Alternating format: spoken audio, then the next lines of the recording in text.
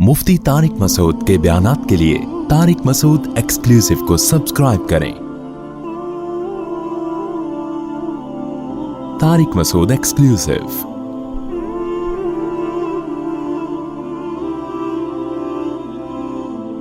आपको पता है इस्लाम में जो सबसे पहली आयत नाजिल हुई रसूलुल्लाह सल्लल्लाहु अलैहि वसल्लम पे, इक़रा बिस्मि रब्बिकल्लज़ी खलक़, खलक़ल इंसान मिन अलक़, इक़रा व रब्बुकल अकरमुल्लज़ी अल्लम बिल क़लम, अल्लमल इंसाना मा लम यअलम।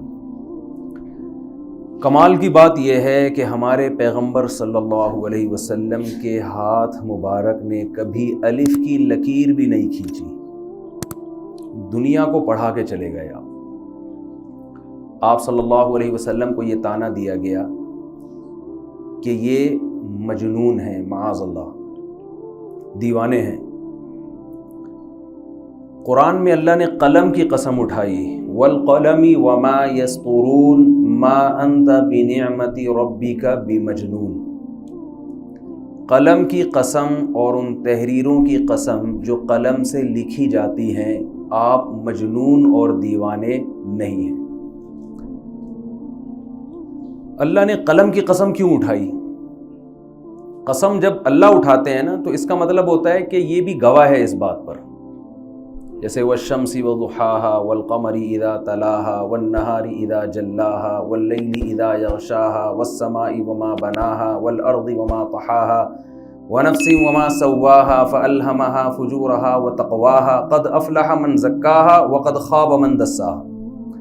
कुरान कस्में उठा रहा है सूरज की, ज़मीन की, आसमान की, ज़मीन की, दिन की, रात की, और इतनी सारी कस्में उठा के कुरान कह रहा है कि जिसने अपने आप को पाक कर लिया गुनाहों से वो कामयाब, और जो अपने आप को गुनाहों से पाक ना कर सका वो बर्बाद।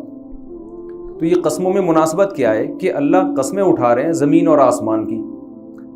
यानी इस दुनिया का जो निज़ाम चल रहा है ना, वो इख्तिलाफ में चल रहा है। दुनिया एक जैसी नहीं है। या तो बुलंदियों में आप जाएं तो बुलंदी से बुलंदी आपको आसमान नज़र आएगा, पस्तियों में जाएं तो ज़मीन है, इससे नीचे तो नहीं जा सकते ना। अंधेरों में जाएं तो ऐसे ऐसे अंधेरे के हाथ को हाथ सुझाई ना दे।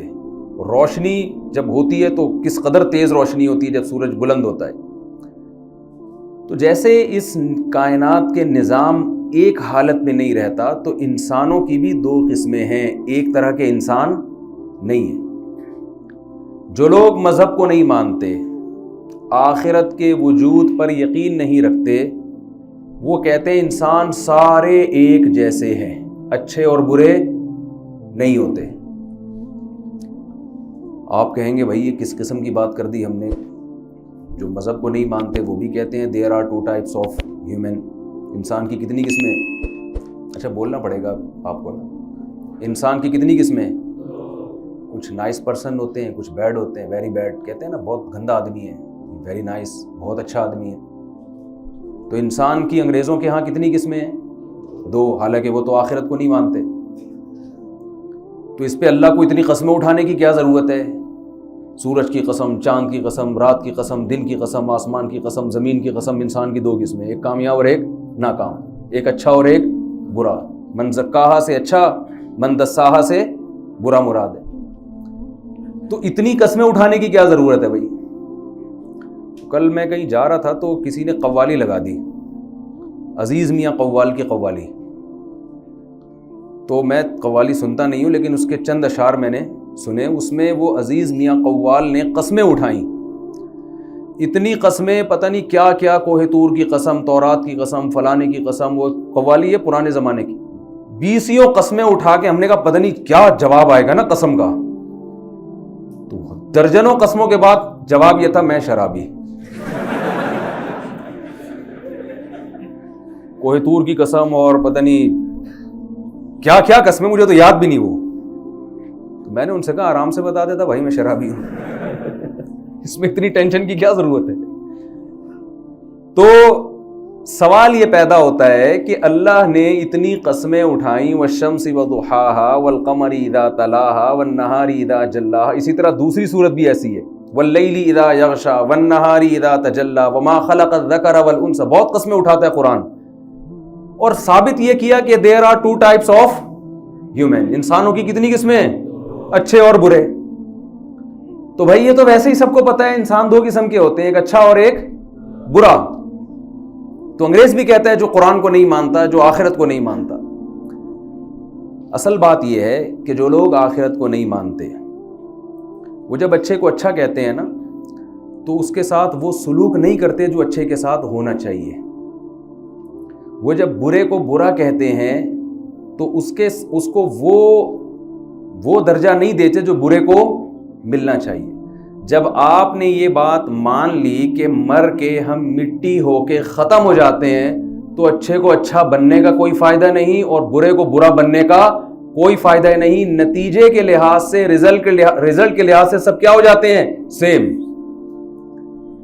آپ لاکھوں انسانوں کو قتل کرو، اتنا بڑا جرم کرو، اس کے بعد بھی آپ نے مر کے مٹی ہو کے ختم ہو جانا ہے. اور آپ کروڑوں انسانوں کا پیٹ بھرو اپنا پیٹ کاٹ کے، مرنے کے بعد آپ کی قبر میں اور قاتل کی قبر میں کوئی فرق نہیں ہوگا. جتنے کیڑے اس لاش پہ اتنے ہی کیڑے اس لاش پہ، اس کے بعد دوبارہ زندگی نہیں ہے. تو ایسا اچھے کا کیا فائدہ بھائی؟ کوئی فائدہ ہے ایسے اچھے بننے کا؟ بلکہ بعض دفعہ الٹا بھی ہوتا ہے. جو ظلم کرتا ہے اس کا ظلم چھپا ہوتا ہے، لوگ اس کو زیادہ عزت دے دیتے ہیں. ہمارے ہاں تو پاکستان میں بہت مثالیں ہیں، لوگ صدر بن جاتے ہیں، عزت مل جاتی ہے، اور جو بیچارہ حق پر ہوتا ہے وہ پستا چلا جاتا ہے. نہ صرف یہ کہ دنیا میں بدلہ نہیں ملتا بلکہ دنیا میں اس کے ساتھ اور زیادتی ہو جاتی ہے. ایسے کیسز آتے ہیں کہ جرم کسی اور نے کیا، سزا کسی اور کو ملی. تو قرآن کہہ رہا ہے کہ جیسے اس کائنات کے نظام میں اختلاف ہے، بہت زیادہ تبدیلی ہے، تو انسان بھی ایک جیسے نہیں ہے. جو کامیاب ہوگا نا وہ قد افلح، بہت بڑا کامیاب ہوگا. وہ ایسا نہیں ہوگا کہ اس کو بس لوگ دیکھیں، اس کو جو نیوٹن اور ایڈیسن وغیرہ نے جو چیزیں ایجاد کی، انسانیت کی خدمت کی نا، تو آج لوگ فائدہ اٹھا رہے ہیں. تو کیا ان کو اس کا بدلہ دنیا میں مل گیا؟ کچھ ملا ان کو؟ نہیں ملا نا بھائی. جتنی خدمت کی اس حساب سے تو کچھ بھی نہیں ملا. وہ الگ بات ہے کہ آخرت میں نجات کے لیے ایمان شرط ہے. ابھی وہ میرا ٹاپک نہیں ہے. وہ پھر لوگ اشکال کرتے ہیں نا، اتنی خدمت کی پھر بھی جنت میں کیوں نہیں بھیج رہے آپ اس کو، نیوٹن کو. وہ ابھی ٹاپک نہیں ہے میرا، وہ سوال میں آپ پوچھ سکتے ہیں بعد میں. تو قرآن کہہ رہا ہے یہ قسمیں اٹھا کے کہ انسان کی بھی کتنی قسمیں ہیں؟ دو. یا تو بہت بڑی کامیابی یا بہت بڑی ناکامی. مرنے کے بعد سب ایک جیسے نہیں ہو جاتے. تو میں یہ قرآن کی قسمیں سمجھانے کے لیے میں نے یہ مثال دی ہے. تو قرآن قسم اٹھا رہا ہے قلم کی اور ان تحریروں کی جو قلم کے ذریعے لکھی جاتی ہیں. قرآن کہہ رہا ہے کہ قلم اور تحریریں اس بات پر گواہ ہیں کہ محمد صلی اللہ علیہ وسلم مجنون نہیں ہے. حالانکہ جس وقت یہ آیت نازل ہوئی مکہ میں، اس وقت قلم کا بھی اتنا کوئی رواج تھا نہیں. بہت کم لوگ، 4 6 8 10 لوگ ہوں گے پورے مکہ میں جو لکھنا جانتے تھے. اور وہ لکھتے بھی کیا، کبھی کبھار کوئی شعر لکھ دیا کرتے ہوں گے. بہت کم لکھنے کا رواج تھا. اس وقت قرآن کہہ رہا ہے قلم اور اس کی تحریریں گواہ ہیں کہ محمد صلی اللہ علیہ وسلم مجنون نہیں ہے. اور آج قلم واقعی اس بات کی گواہی دے رہا ہے. اور تحریریں دیکھیے، کسی مجنون کی بات کو اتنا پروٹوکول نہیں دیا جاتا جتنا محمد صلی اللہ علیہ وسلم کی شخصیت اور آپ کی باتوں کو اہمیت دی گئی ہے. دنیا میں کسی کی سیرت پر اتنا کچھ نہیں لکھا گیا جتنا محمد صلی اللہ علیہ وسلم کی سیرت پہ لکھا گیا ہے.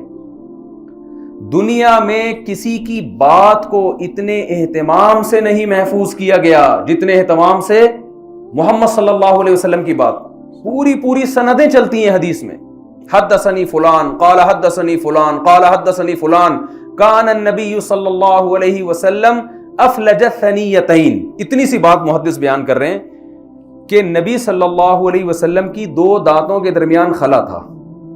آپ کسی کی شخصیت کو ڈسکس کر رہے ہیں، صرف اس کے دانت کی بناوٹ بیان کر رہے ہیں. آپ آگے اس کے احکامات کیا ہیں، اس نے آرڈر کیا دیے، یہ تو زیادہ اہمیت ہے نا اس کی. کسی کی شخصیت میں جب آپ اس کی سوانح حیات لکھتے ہیں تو اس کی بظاہر کوئی ویلیو نہیں ہوتی کہ اس کے دانت کیسے تھے. زیادہ سے زیادہ بیان کر دیں کہ بھئی بڑے اجلے دانت تھے, یہی ہوگا نا. صحابی رسول یہ بیان کر رہے ہیں کہ رسول اللہ صلی اللہ علیہ وسلم کے دانتوں کے درمیان کیا تھا؟ سامنے کے دانتوں کے درمیان خلا تھا. اب اگر میں آپ سے کہوں کہ نبی کے آپ صلی اللہ علیہ وسلم 1400 سال پہلے دنیا میں آئے اور آپ کے دانتوں کے درمیان خلا تھا, تو یہ بات ایسا ہی نہیں مان لی جائے گی. اس کی سند پیش کریں آپ. امام ترمذی سند لے کر آتے ہیں, حدثنی فلان, مجھ سے فلاں نے, مجھ سے فلاں نے, مجھ سے فلاں نے, مجھ سے فلاں نے, ان سے فلاں نے, انہوں نے صحابی سے, اور صحابی نے رسول اللہ صلی اللہ علیہ وسلم کے بارے میں یہ بیان کیا. اتنی سی بات کو محفوظ رکھنے کے لیے سندوں کا سلسلہ چلتا ہے. پھر ان سندوں کے راویوں پہ کتابیں لکھی گئی ہیں. سیر اعلام النبلاء علامہ ذہبی کی, ایک ایک راوی کا آپ کو اس میں تذکرہ ملے گا. یہ راوی کس سن میں پیدا ہوا, کس سن میں اس کا انتقال ہوا. جو نبی کے بارے میں صرف ایک بات بیان کر رہے ہیں کہ آپ کے دونوں دانتوں کے درمیان کیا تھا؟ خلا. اس راوی کا پھر کی ملاقات بھی اپنے اس راوی سے ثابت تھی جس سے وہ نقل کر رہے ہیں. پھر ان کے بارے میں محدثین کا تبصرہ کیا ہے, کذاب ہے, ثقہ ہے, قابل اعتماد ہے یا نہیں, ان کے مشائخ کون کون ہیں جن سے انہوں نے علم حاصل کیا, اور کون کون ان کے شاگرد ہیں جو ان سے حدیثیں لیتے ہیں, مجہول یا مستور تو نہیں ہے. اتنی تفصیل کے بعد چھان پھٹک کے یہ حدیث اس قابل بنے گی کہ آپ نبی کے بارے میں یہ یقین سے کہہ سکتے ہو کہ واقعی آپ کے دونوں دانتوں کے درمیان خلا تھا. یہ پروٹوکول اس کائنات میں پیغمبر کے سوا کسی اور کو ملا ہے؟ تو جس قلم نے یہ سند لکھی ہے اور جس کتابوں میں حدیث کی یہ سند لکھی گئی ہے, وہ قلم اور اس کی لکھی ہوئی یہ تحریر اور وہ کتابیں گواہی دے رہی ہیں کہ محمد صلی اللہ علیہ وسلم مجنون نہیں تھے. کسی مجنون کو اتنا پروٹوکول نہیں ملتا. اس کی تو تعلیمات ایسی ہوتی ہیں جو سمجھ سے والا تر ہوتی ہیں. تو اللہ تعالیٰ نے ہمیں ایک ایسے پیغمبر سے جوڑا ہے جن کی تعلیمات آج بھی اسی طرح محفوظ ہیں جس طرح 1400 سال پہلے تھی. آپ صلی اللہ علیہ وسلم چلتے کیسے تھے, کھاتے کیا تھے, آپ کے سر میں کتنے بال سفید تھے, یہ تو وہ چیزیں جن کا شریعت سے براہ راست تعلق نہیں ہے, اور جن کا شریعت سے براہ راست تعلق ہے وہ کس قدر محفوظ ہیں.